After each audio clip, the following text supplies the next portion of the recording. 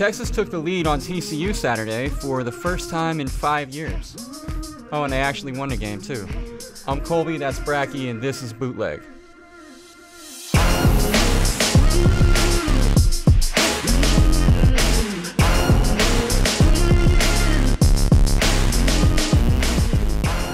For the second consecutive week, I have made the grave mistake of eating lunch right before the show.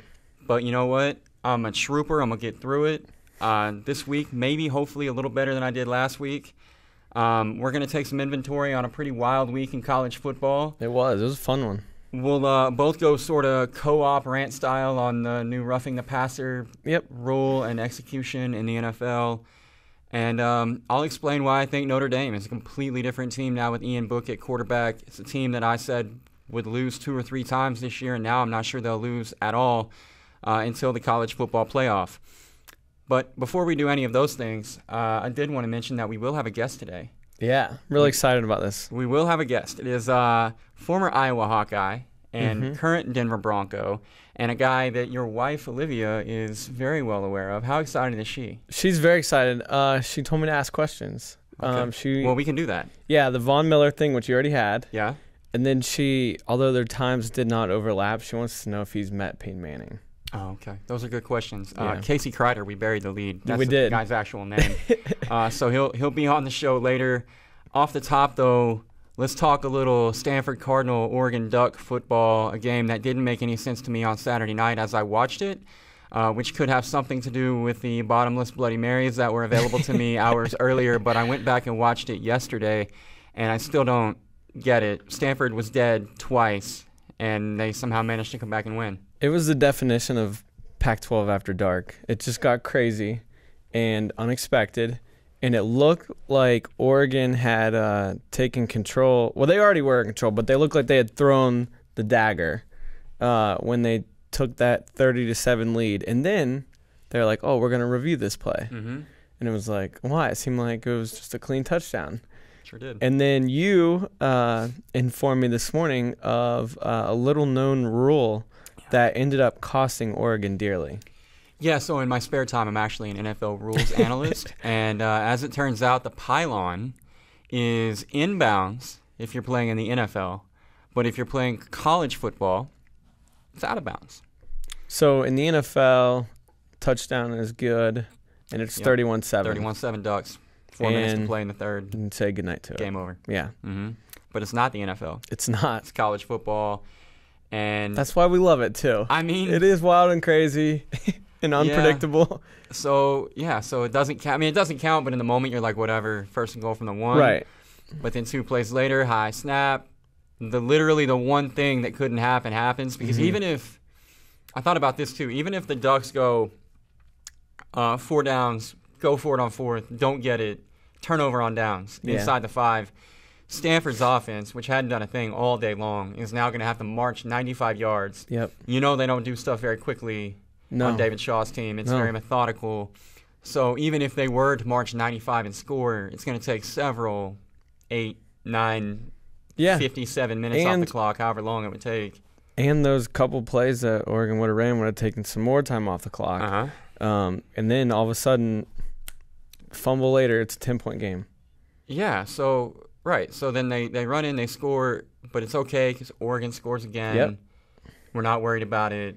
Crisis averted. Yeah. Ducks are going to win, except that Mario Cristobal McGill-Tulin did. He did. And I love that that's a verb now. It's become one because coaches keep doing this. Stop doing it, and we won't have to use it. It just doesn't make any sense. I get it. You hand the ball off. The runner pretty much got to the marker. So if he doesn't cough it up, it's over. At that point, it's very clearly mathematically over. But it doesn't have to be clearly mathematically over. They had 1 timeout left. There was 1 or 3 seconds left or whatever it was. If you take a knee, they call the timeout. You run your third down play. It's a 40-second play clock. Even if everything goes perfectly, you're punting the ball with like 8 seconds left. Or for that matter, just turn and run out of the back of your own end zone because you're up by 3. Right. There's literally a million things that you could have done other than actually handing the ball off and running a play and giving Stanford a chance to do exactly what they did. And I don't know. I don't get why we see coaches do this time and time again. If you want to run a play and like attempt to get the first down, why don't you just do like a little quarterback sneak? Just like the quarterback, is just buried behind the offensive lineman, and when he feels contact, he just falls forward. You have Herbert, who's like 6'5", who's going to get a few yards every time, and it takes up a few more seconds because he's not just dropping straight down to a knee. Quit running these. It was another little like zone read thing too, where it was a little off tackle play. Exactly, yeah. So you're gonna have linebackers punching at the ball, and it's just, oh man, what a heartbreaking loss for Oregon. I hate it because I want the Ducks to be back. Yeah, they hadn't had a big win like this, and it was like, all right, Oregon, let's go. They're gonna have maybe the number 1 draft pick, undefeated, big win over top 10 opponent, and now you got to go on the road and play an undefeated Cal team that's probably not getting enough love. Oh, God. I'm not worried about Cal. I'll get to that during the Cover 4 segment of the show today. I don't know if I mentioned this enough yet, but in case I hadn't mentioned it, I'm going to Starkville, Mississippi. I'm very jealous. It should be Mississippi State, Florida. Very fun. I was really pumped about it until the Bulldogs had a little setback this weekend at Lexington. I'm still pumped about it. It's a whiteout. The crowd is going to be crazy. Pretty pumped about it. Is Mississippi State wearing all white, or is it just like the Penn State crowd thing where they all just... Penn State crowd thing. I've not gotten confirmation on the uniforms that Mississippi State will be wearing, but I'll be in contact. I wish Penn State would actually like do the whiteout, and like they're like go all white uniforms. Yeah, the players they have them. Yeah, Mississippi State can do it too. They have white helmets. Okay, let's roll. Well, I'll talk to my guy Stick. Okay, thank you. Equipment guy at Mississippi State, and we'll figure it out. Before that will happen, though, sadly, previous week, maybe looking ahead, Mississippi State in control early, led 7-0.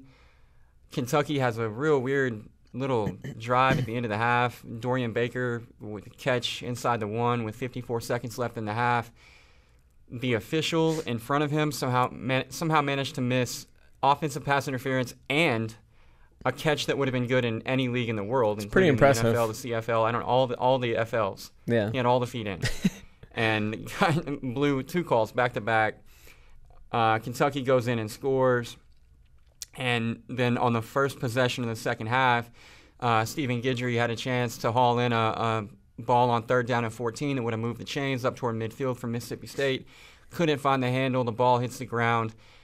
And they punt. And then from there, it was snowball effect. Kentucky kind of started the roll. And, 28-7 was kind of an upset, right? And, yeah, absolutely. And then just like the way they did it, too, Benny Snell, sorry about that, has kind of been like the leader. Record, I love you, Benny. I apologize. It was a total slip there.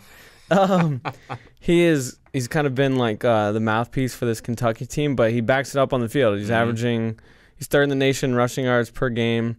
And then what was most impressive, I think, was the fact that they held a Mississippi State team that was averaging over 500 yards of offense to barely 200.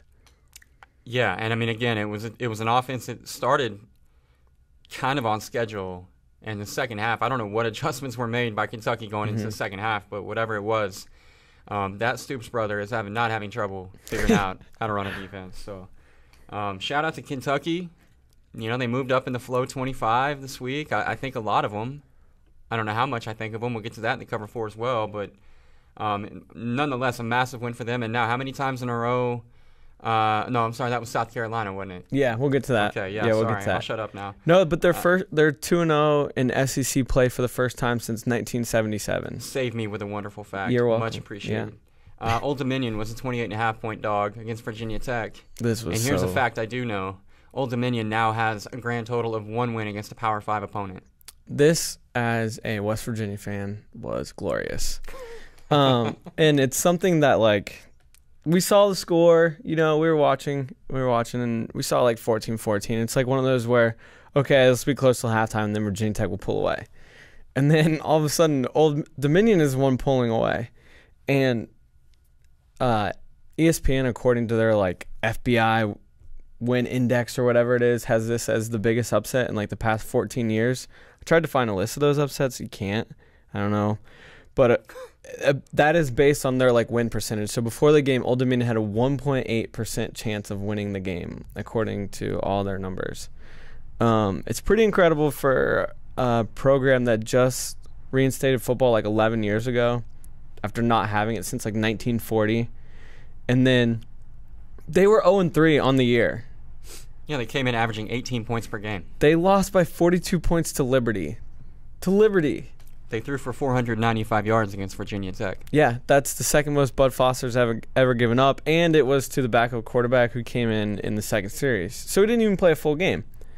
And, I mean, just what a disaster if you're Virginia Tech. You know, you have the big win on Labor Day night, and then it turns out that wasn't really such a big win because Florida State's not good. Fair to say.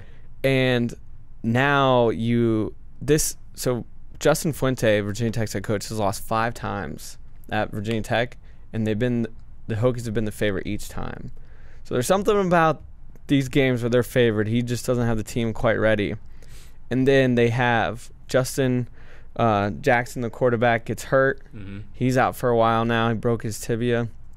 And then they kick their best defensive player off the team like at 9 a.m. the next day after the game. Yeah, defensive end Trayvon Hill. Yeah. Kicked off the team. Do you know why? I have the quote here. Oh, I would love to hear it. For not upholding the high standards we have for our student athletes, from Justin Fuente. Okay. I just wonder if the high standard is related to on-the-field performance or off-the-field performance. Because if it's an on-the-field performance thing, I'm not really sure how anybody else survived. I know they had – yeah, seriously, that's a good point.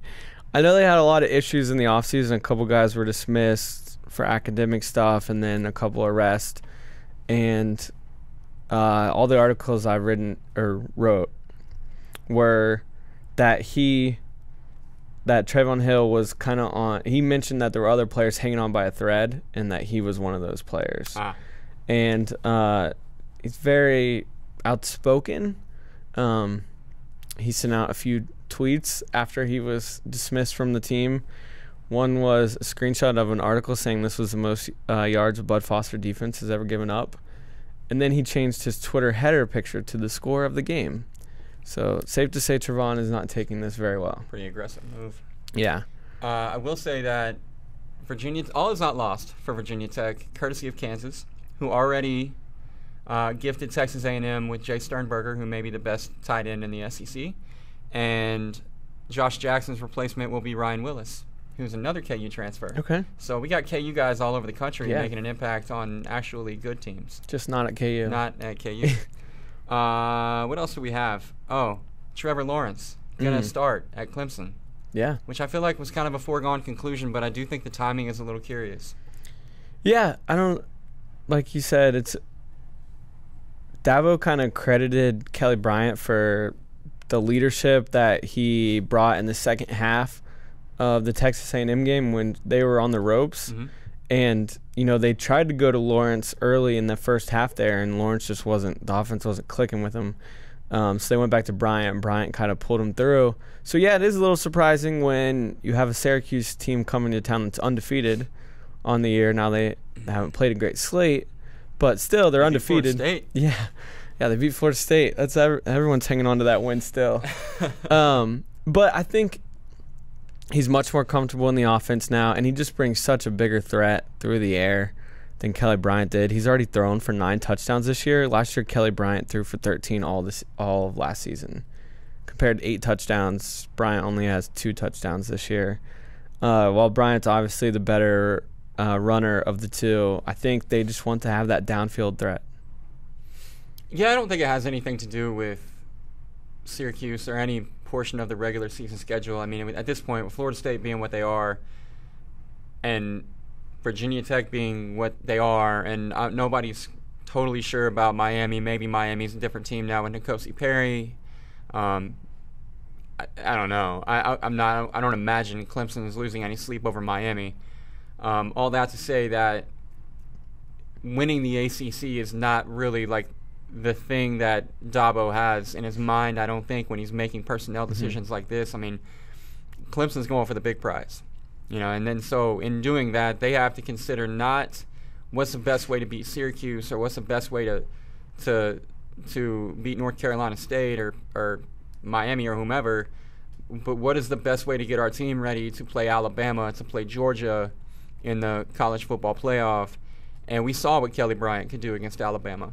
And it was pretty much the same type of Alabama team that, in the previous year, Deshaun Watson had no trouble with. The year before that, Deshaun Watson had no trouble with. I mean, over 400 yards back-to-back years. And then Kelly Bryant goes out there.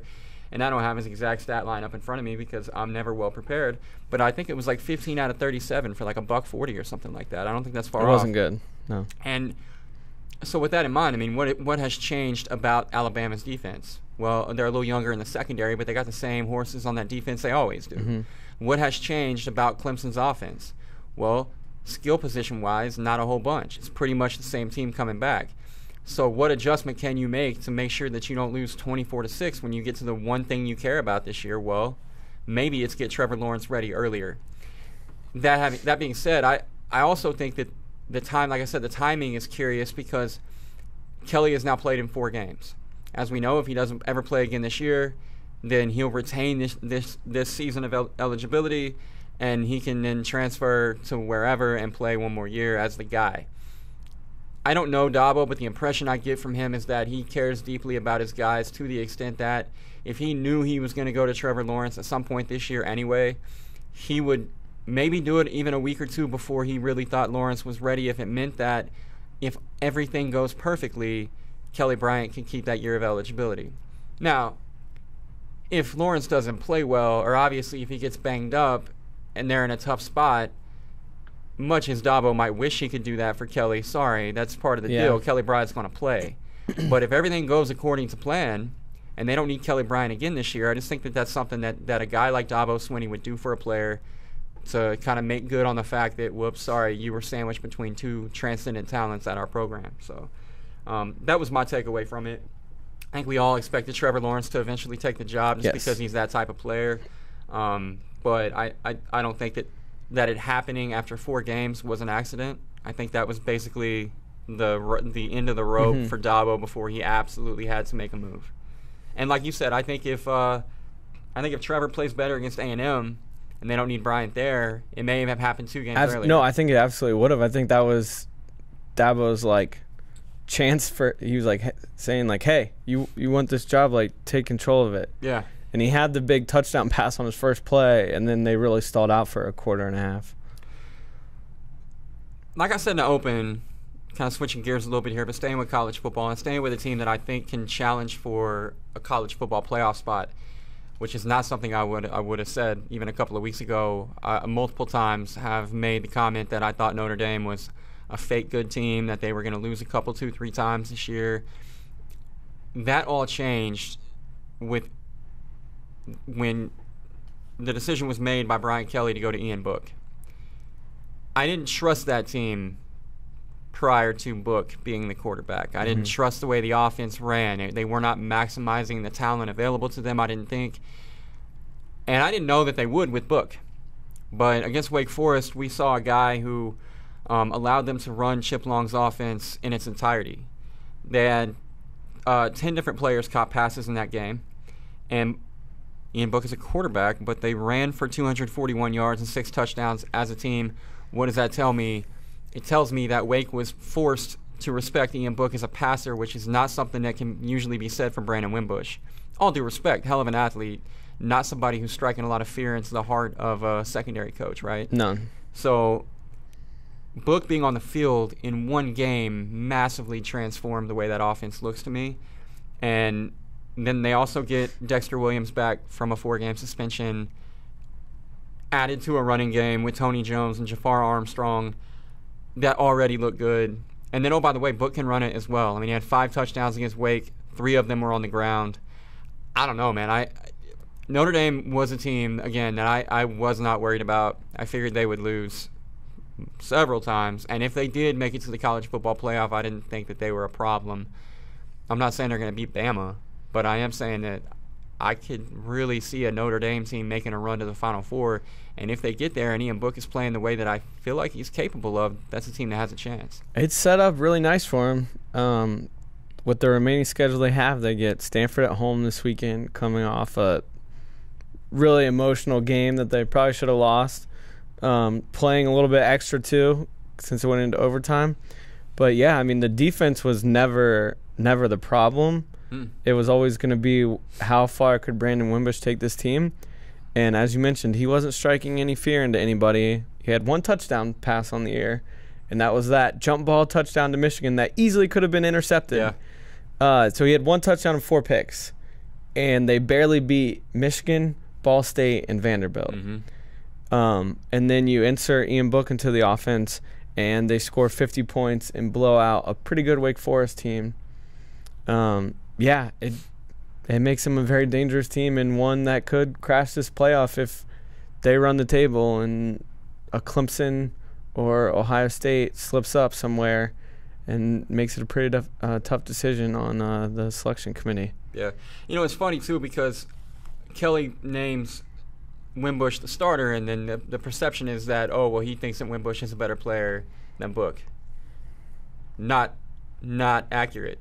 Kelly's comments after he made this decision were that he felt like they needed Brandon Wimbush to beat Michigan. So all offseason, they planned for Brandon Wimbush against Michigan because his skill set, especially with inexperienced wide receivers and knowing they weren't going to have their top running back, he was the guy that they needed in the game to get past Michigan. Now, once they got past Michigan, obviously they're kind of counting the Ball State win before it happens, which ended up being kind of a dangerous thing to do, but nonetheless, you get through that, and then it was a reevaluation for Kelly, who kind of already knew where he was going to go, which was to Book.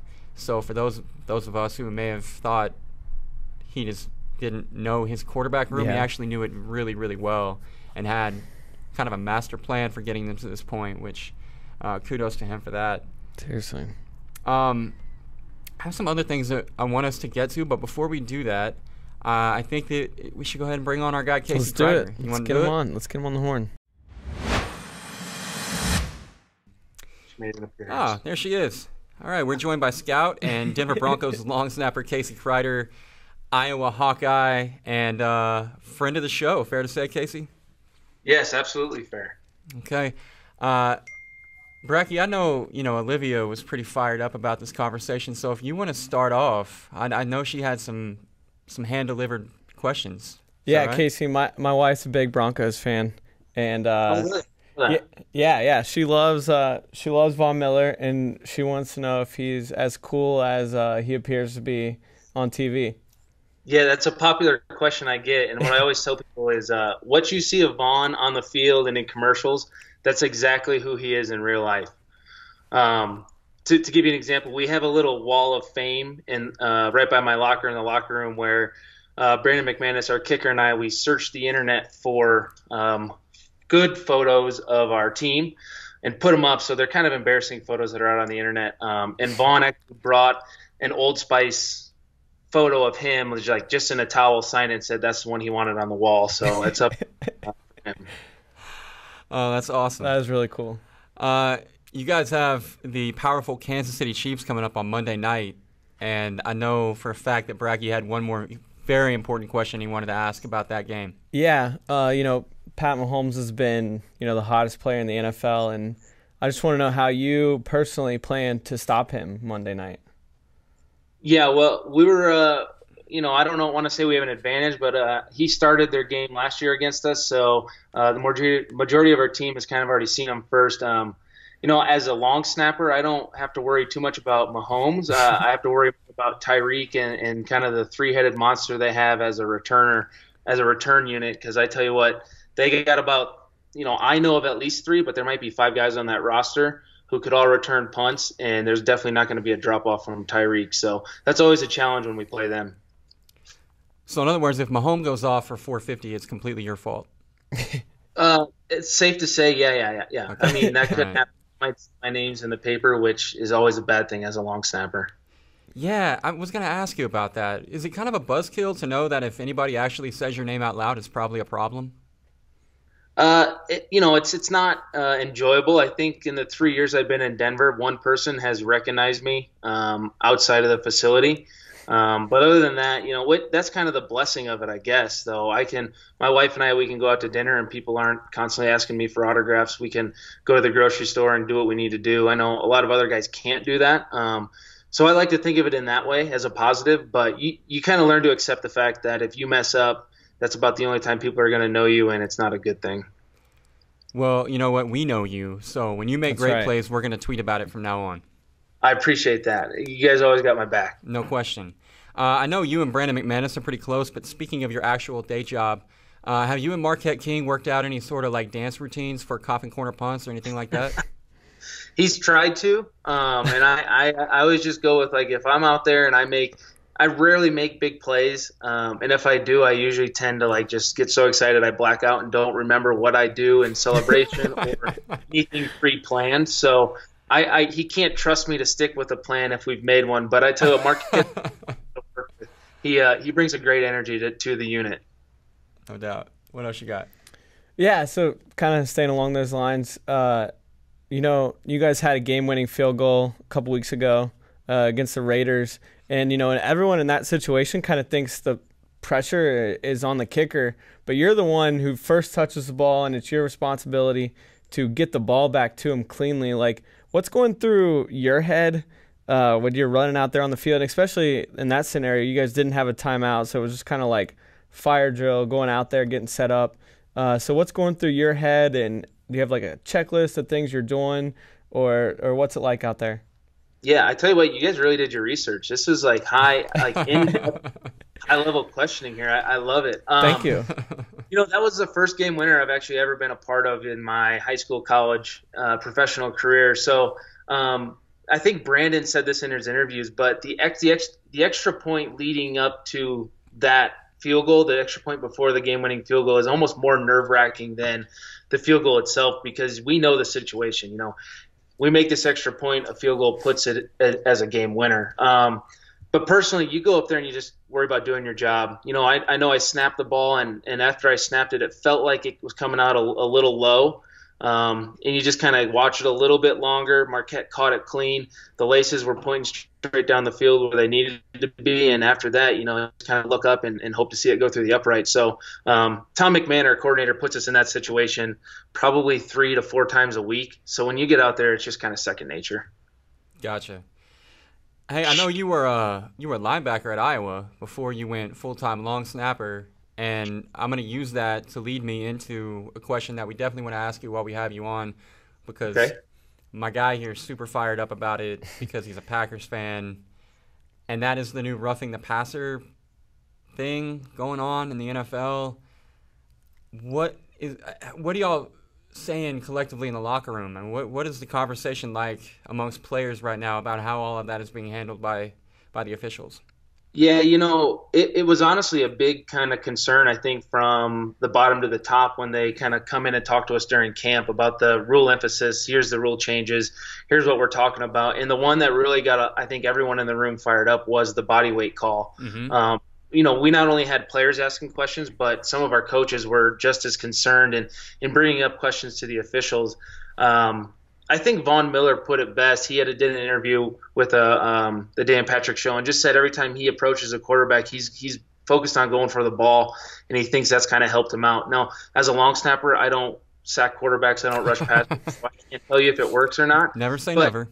Yeah, what he's saying makes sense, and I think I don't think we've had one called in the 3 games we've had yet. If we have, it hasn't been as big as Clay's called, but. Mm-hmm.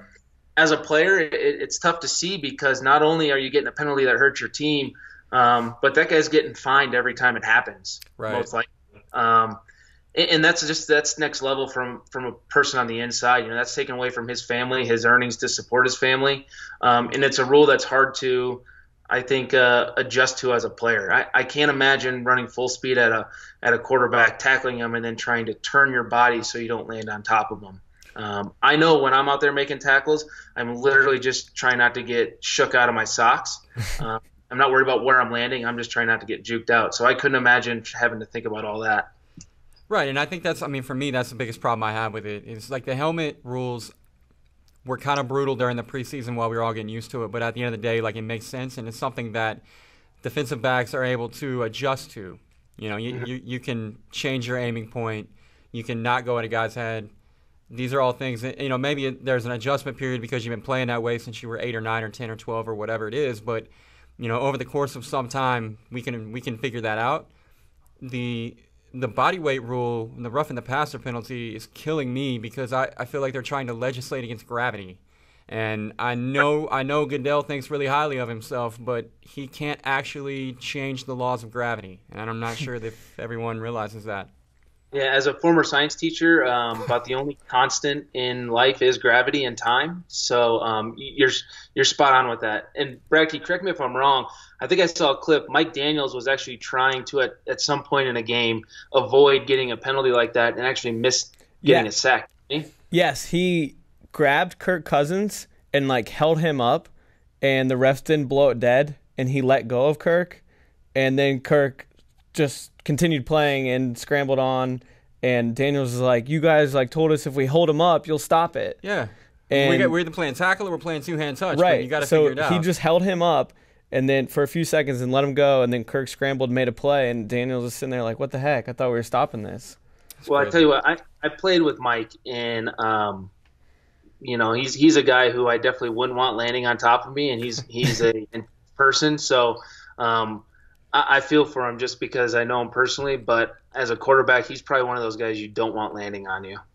Absolutely. Okay, a little lighter subject here. You said I could ask you about anything. You played in multiple training camps with the Dallas Cowboys. I'm a Cowboys fan, which not an easy thing to be. I gotta know, how much does Dez Bryant suck to hang out with that the Cowboys would willingly go into the season with no wide receivers on their roster? I tell you what, I was fortunate to have my locker right by Dez my very first year. Sounds lovely. So, going into it, you have this perception of who he is, and I really think he kind of got a bad rep just kind of by the stuff that comes out and what the media kind of pushes out. They love the drama about everything. The media does. So whenever it happens, they push it out. And Dez was actually one of the most fun guys to be by in the locker room. He would call me swag champ because I was the guy who always tucked his jersey in at practice. And he literally came up and was like, "Dude, you need swag."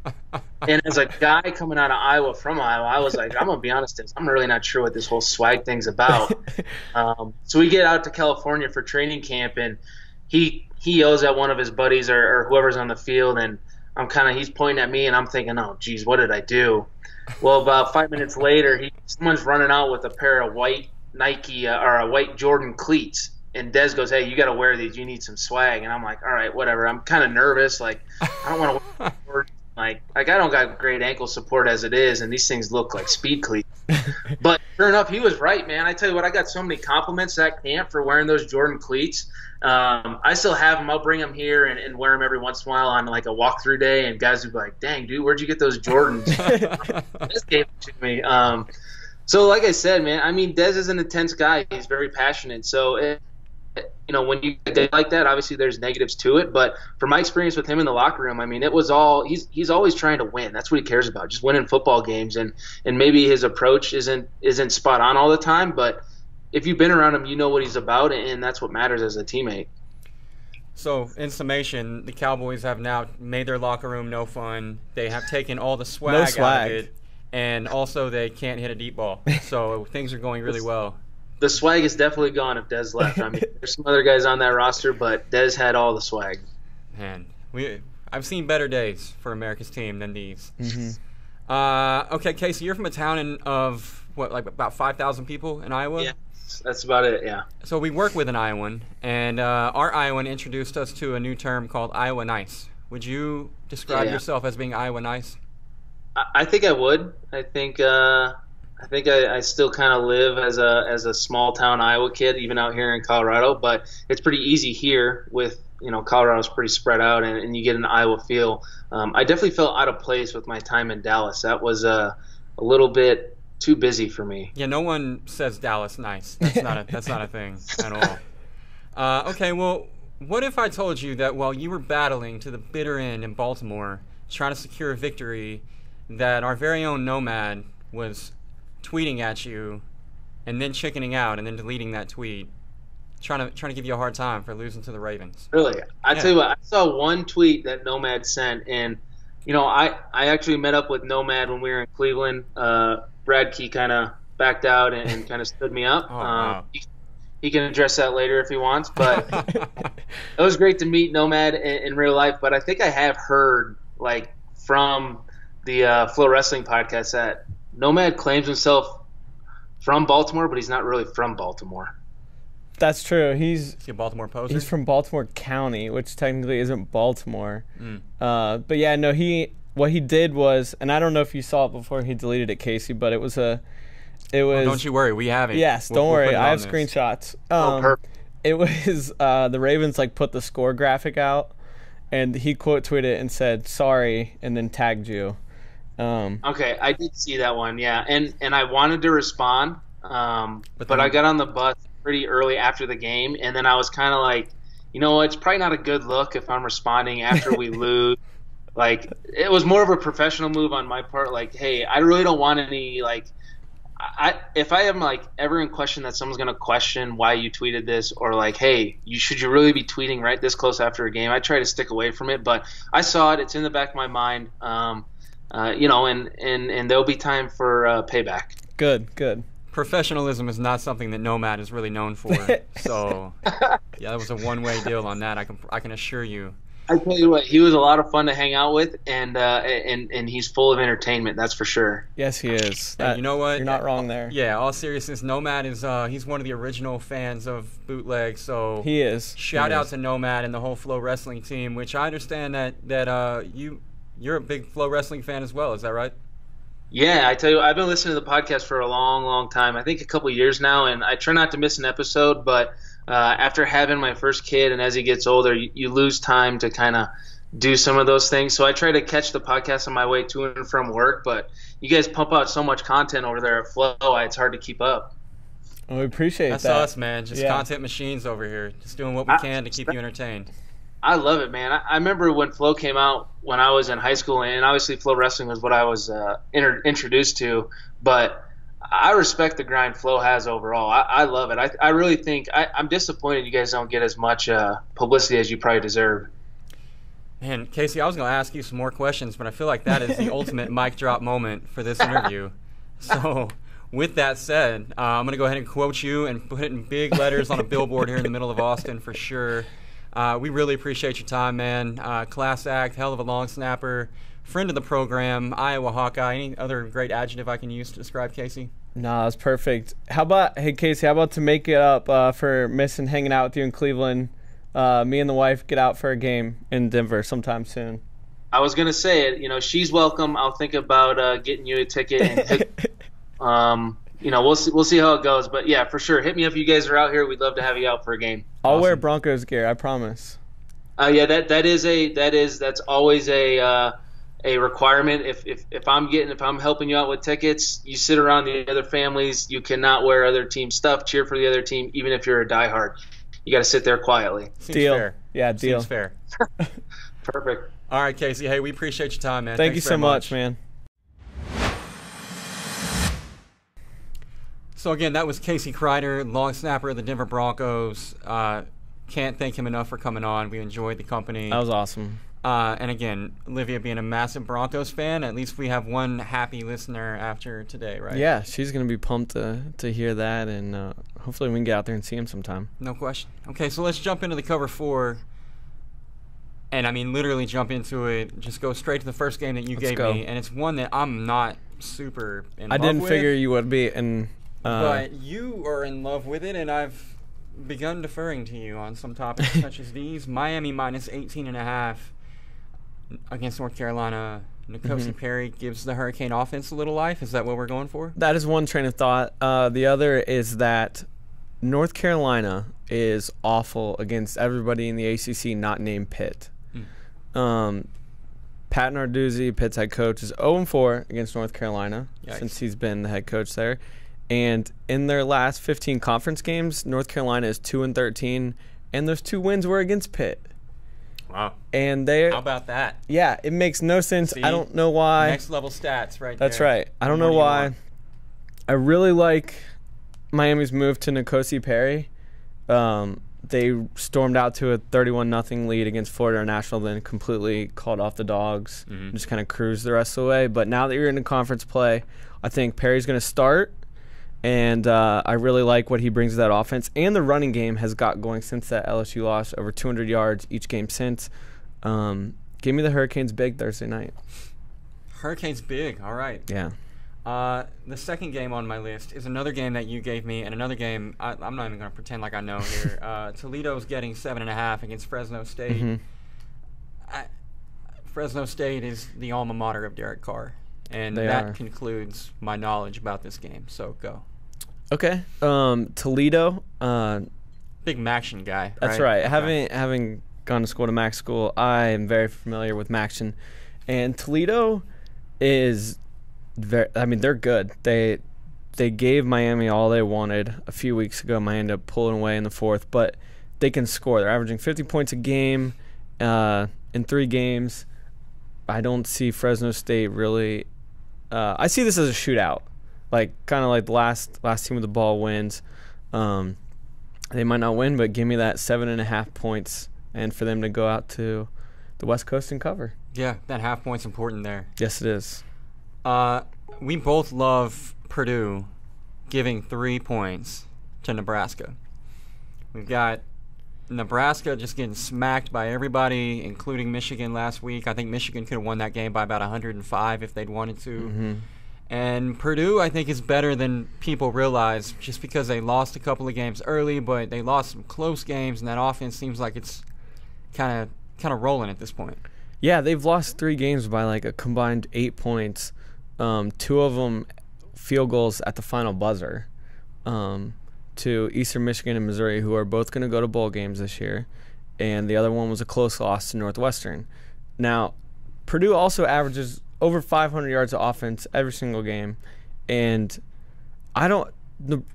Nebraska's not going to have an answer for that. We've seen them just if they do, it's one they found.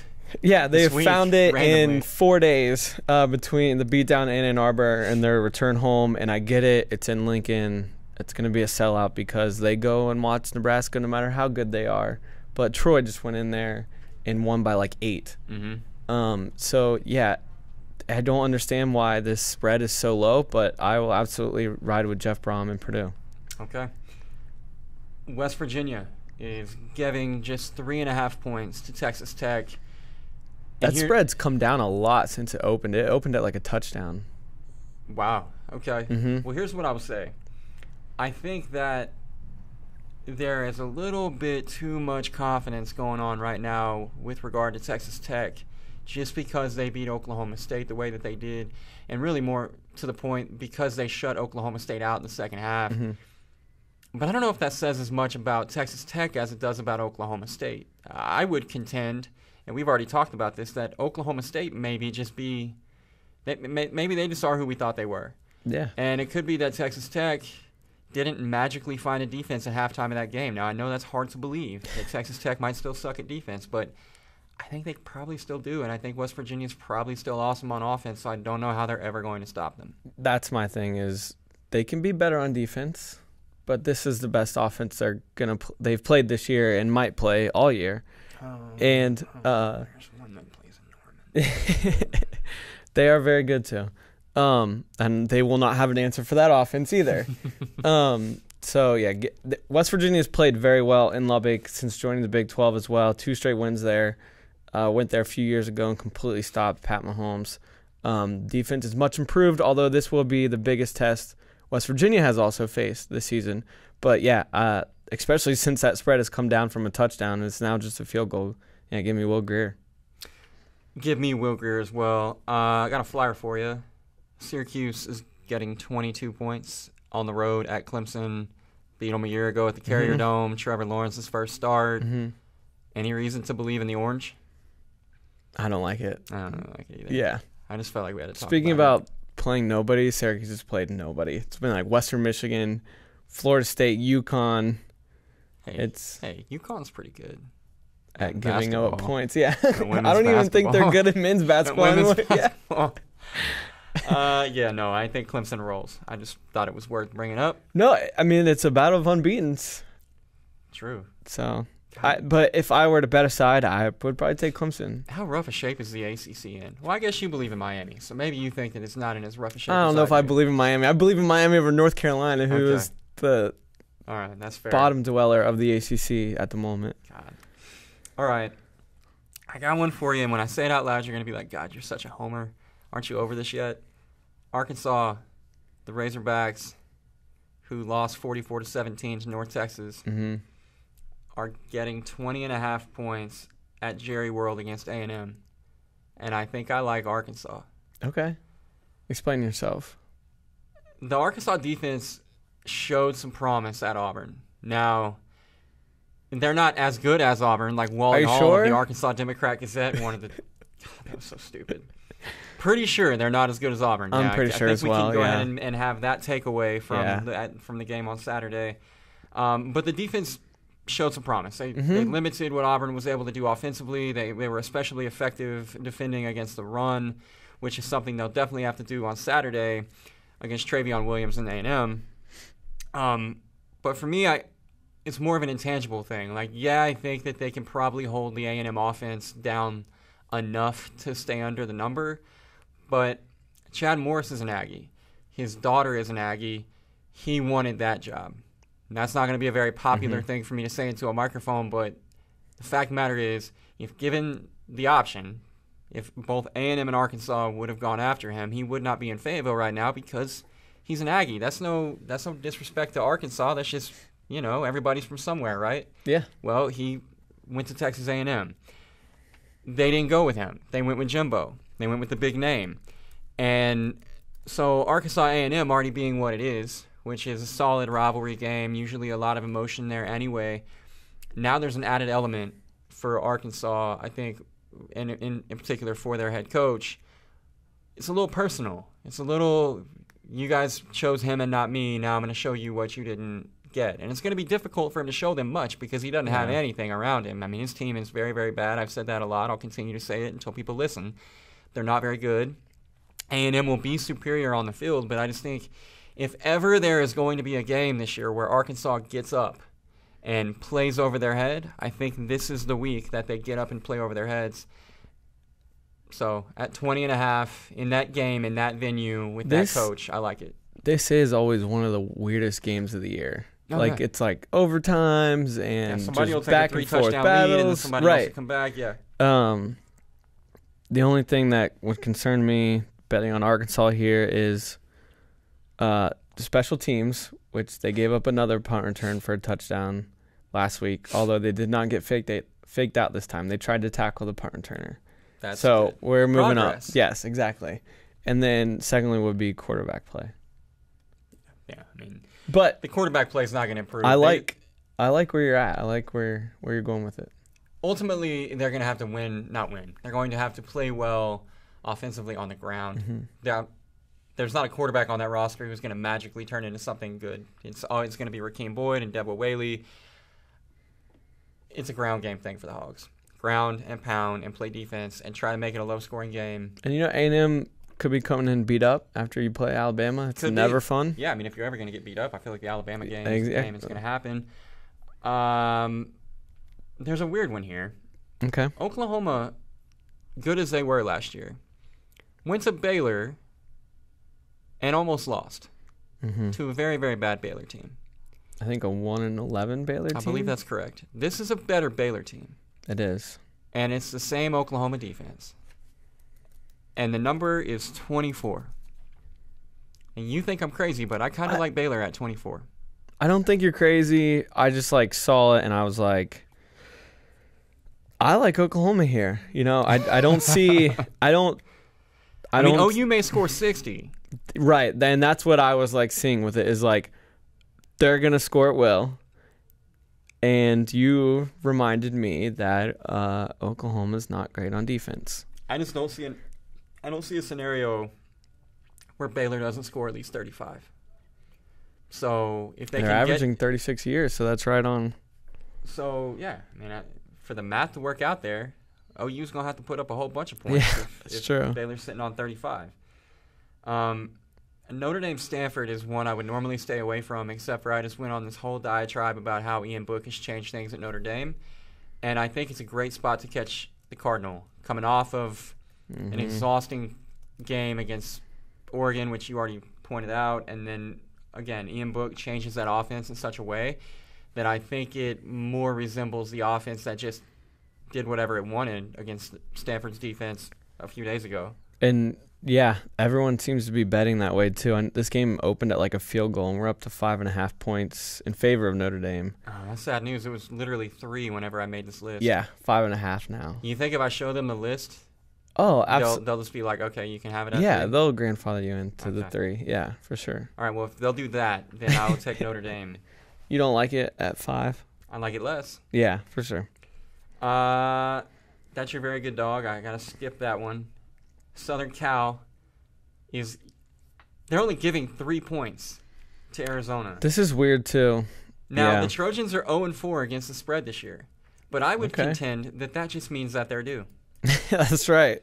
And Arizona is never going to burn me again. I'm never, ever going to take Arizona, and I think this might be my revenge game, my personal revenge game. I think I may take the Trojans, exact a little revenge on Arizona for ruining the first 2 weeks of my college football betting season. JT Daniels got back on track last week, it seemed like. Yeah. Got that offense moving a little bit. Yeah, and I think the USC defense is going to be able to contain Khalil Tate pocket passer. You would think so. He has not, besides like Southern Arizona, he has not scorched anybody through Southern the air. Arizona is a thing. Sure it I is. think it's Southern Utah. Southern Utah. Okay. Southern something. Southern something. I believe it's Northern Arizona. Let's look it up. Southern Utah. The real question is there a Northern Utah? And if not, then why is there a Northern Arizona and a Southern Utah, but not a Northern Utah or a Southern Arizona? It was Southern Utah. So, good job torching them, Khalil Tate. Good job, Khalil. Oregon, I like this a lot. Oregon -3 at Cal. If the Oregon team doesn't collapse, if Jalen Redd's touchdown is in fact a touchdown, they go up 31-7, they roll. There's no freaking way they're only giving 3 points to Cal. I don't really think Cal's that good. Cal's big wins this season: 7 points against your favorite team, the North Carolina Tar Heels, and a 2-point win against BYU. Same BYU that beat Whiskey here? Yeah, same BYU that beat Whiskey, but I don't know, man. BYU beat Arizona and Wisconsin. I don't know. I don't think so. I don't believe in Cal. I think Oregon goes into Berkeley and freaking rolls. I think that number is so far off. Okay. I don't have an Matter of fact, cover 4. I'm calling it. You're calling right now. it. Calling it right now. Cover 4. Also, just a little fun fact, since Khalil Tate's been a big topic of this podcast, -9 yards rushing last week. Yeah, that's poor. That's not good. That's not going to beat Southern Cal. And he had about 150 through the air. It's not overall a very big day. No, not at all. Yeah, I can get on board with the Oregon pick. Like Oregon? Yeah. Okay. Maybe Oregon and Southern Cal. Might be a Pac-12 cover 4. Pac-12 dark cover Pac-12 4. special. Very good dogs. My very good dog is already giving me a lot of anxiety. This is not North Texas week where I stand on the table and proclaim to be the all-knowing. I'm reeling a little bit after last week. It's not something I want to talk about, but it is something that hurts my heart, messing with my psyche a little bit. And now I come into this week and I'm looking for a very good dog. And what do I find? Nothing, Bracky. That's what I find. I find no very good dogs. I did not like a lot either, and I guess mine's not really You can start because yours is like a pick 'em. Yeah, go ahead. Right. But it is a little interesting when you consider the fact that Kentucky is 4-0. Mm-hmm. They just beat Mississippi State, and they have beat South Carolina, who they play this weekend, 4 times in a row. Which, when you hear that, you're like, what? Yeah, That makes no sense. This is not basketball. This is football. And they've beat them 4 times in a row. South Carolina went to the Final Four like 2 years ago. Put some respect on their name. That's true. Shout out Frank Martin. I don't know. Do you trust Kentucky? No, not really. Yeah, I like me them either. a lot, I do but too. I do too. I don't trust their quarterback play. Is my primary problem. And I want to love Terry Wilson. As soon as they signed him, I was like, this is a guy who's going to give them a dynamic offense finally. They're good on offense, but it's not necessarily because of Terry Wilson. Mm-hmm. It's obviously because of Benny Snell. And Wilson does some nice things as a runner, and he's a decent enough thrower of the football, but he's not going to beat anybody. He's not going to change the way you defend the offense. So I'm afraid that they're going to play a defense who's going to sell out on stopping Benny Snell, not to be confused with Smell. And who would make that mistake? And I don't think Terry can beat him through the air. That's my concern with Kentucky. Yes, I think that Will Muschamp defense will make Wilson beat him through the air, or attempt to. And it's a very balanced offensive attack. They went on the road last week and handled Vanderbilt, as you were very confident in. Mm-hmm. And give me that second road win in a week for the Gamecocks. Iowa almost made me look really smart. They were winning in the fourth quarter, and I would have been 2-0 with our very good dogs. But last I'm 1-1.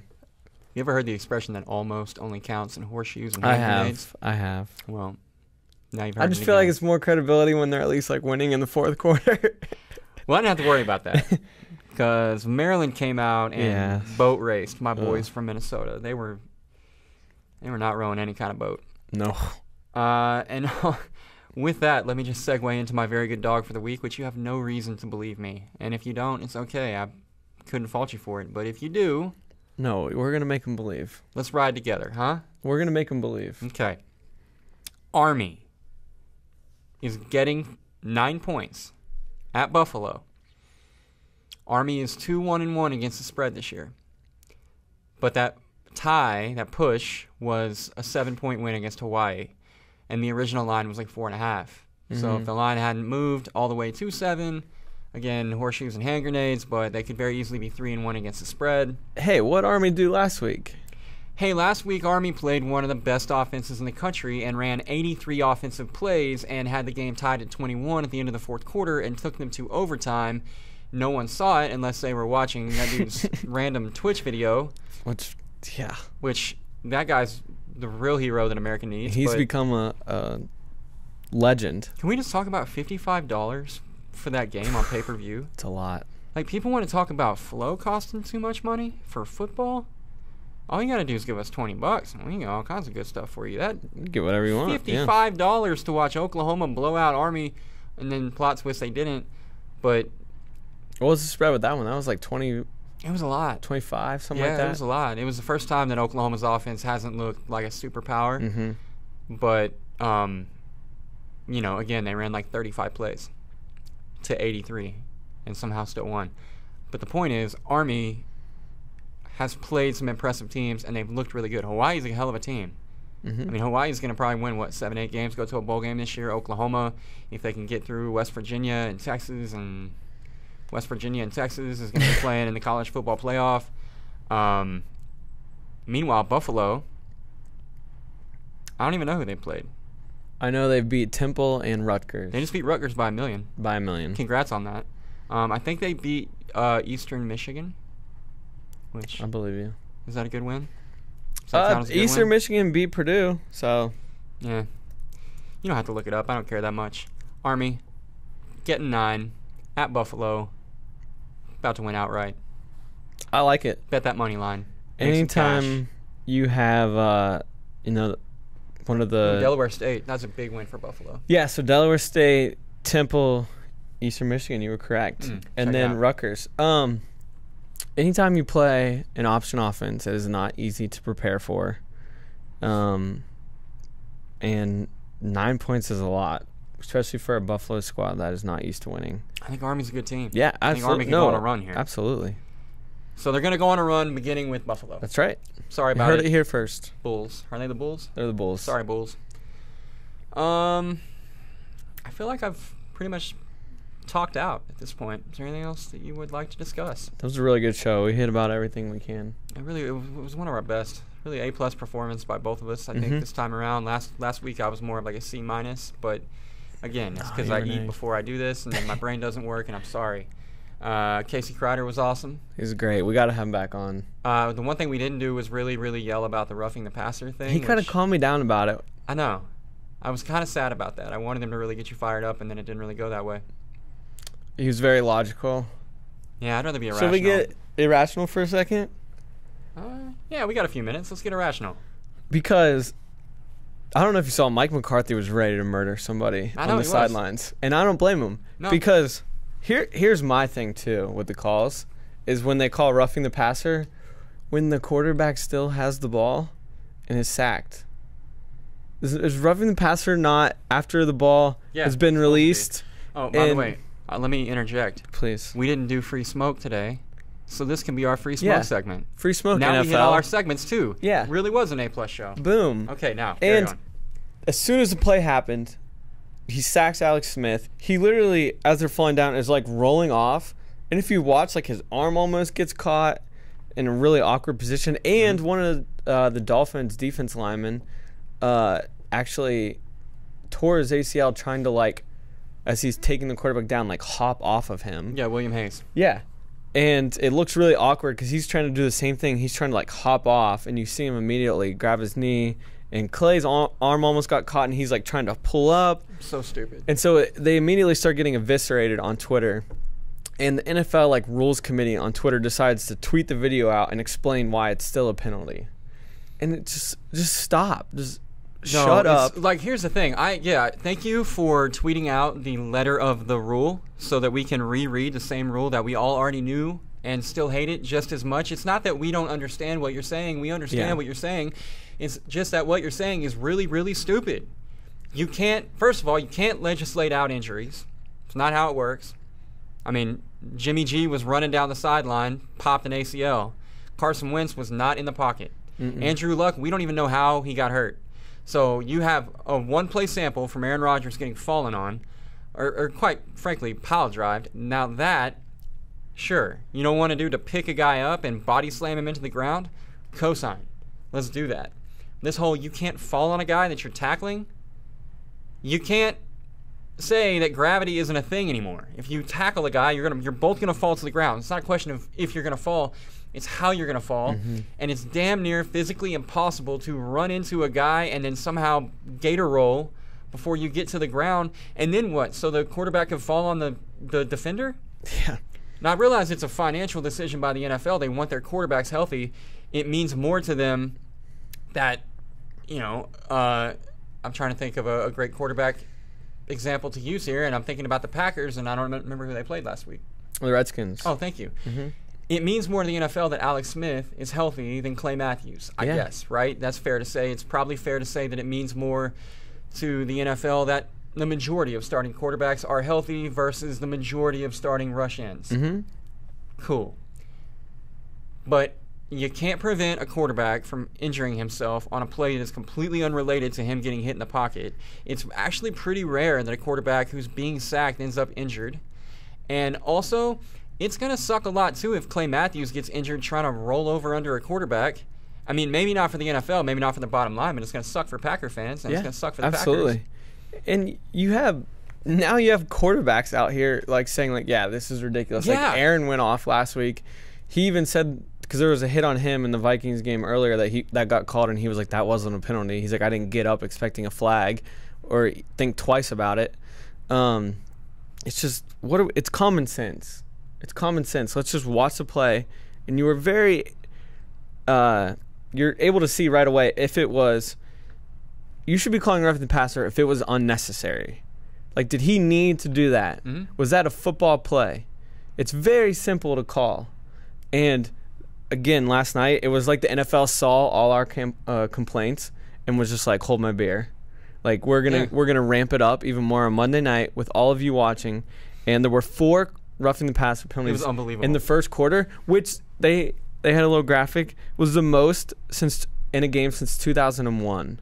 Mike Tomlin won the game, and one of the first things he talked about in his post-game press conference was how much the penalties negatively impacted the pace and the overall feel of the game. Yeah, that's a winning head coach. The refs injected themselves into that game last night way too much, not just in roughing the passer, but all over the place. There was a roughing the passer call where a defensive lineman tried to swat the ball when Big Ben threw it, and he hit him like in the top of the helmet, and Big Ben acted like someone hit him in the head with a baseball bat. A+ job by Ben. God, what a joke. What are you doing, Ben? You're like 270. Stop it. Yeah. God. So now, when we're watching our favorite team, and we have a guy make a great play and gets to the quarterback and sack the quarterback, I hold my breath when anyone gets near the quarterback. Like, as soon as they sack him, I'm like, I'm waiting for the flag. Absolutely. That's not right. You can do more to the quarterback in high school and college football And not just a quarterback, but like you can play more violent in high school and college than you can in the NFL. Oh, for sure. But it's not even. It's such an NFL problem to have because it's such a manufactured issue. Mm-hmm. Everybody is worried about head trauma. Everybody's worried about CTE. We can all agree that helmet to helmet contact, not a good thing. We should probably try to legislate that out of the sport. Correct. Which they've done. Yes. And during the preseason, you saw a lot of hits that were getting flagged and people were really upset. And I said, like, look, at some point, a helmet to helmet call is going to cost your team a game.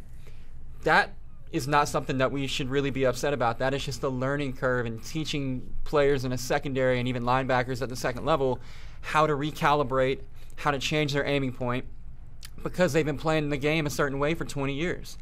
That is a work in progress. That is something that eventually we'd all get over. The quarterback body weight roughing the passer thing, no one asked for that. No one needed that. No. Rodgers got hurt last year because Everson Griffin picked him up and slammed him into the ground.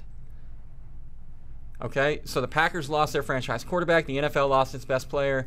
And because of that one play, and because they thought they had the momentum behind them with the whole CTE, head injury, we want to make the game safer thing, they just went ahead and over-legislated and made this new unnecessary rule to protect quarterbacks. And now they have a problem that they didn't need to have. If they had only done the helmet rule, we would have no issues. We would have no issues. I don't even know if I've seen the helmet-to-helmet rule. I don't think I have. Because guys figured it out. But this isn't a thing you can figure out. This is literally, it's physically impossible to do what they want you to do. Right, and especially when it's being called different from game to game. Because you'll see guys do what Clay Matthews did and nothing's called, and then Clay Matthews does what he does, and the flag immediately comes out. Well, I mean, it matters like who hits him too, right? Like I love when we bring corners off the corner now, or safeties off the corner now, because it's not going to look as menacing to the referee, so he probably won't throw a flag. But if Clay Matthews hits the quarterback, it seems like a really bad thing for your quarterback, so we're going to throw the flag. It's the long hair. I mean, if you look that awesome, you get flagged. You have big biceps, you get flagged. It's mean. It's disrespectful. All right. And it's mentally broken me. I know. I feel a little better now, though. Yeah, me too. That was good. That was a good vent sesh. Yeah. So we'll have to do it again next week, but probably. Just admit you're wrong. Stop calling them. Just stop. Yeah. Clean it up. Get a hold of yourself, NFL. All right. For real, we're done now. Don't forget to like, rate, subscribe, the things that you do on the podcast machine, the Apple Podcast thing, or wherever you listen to a podcast. You gotta say really nice things about us, and if you subscribe, then magically all the new episodes will go right to your phone. It's really cool. You just wake up, notification, and super easy. Me and Bracky are waiting for you.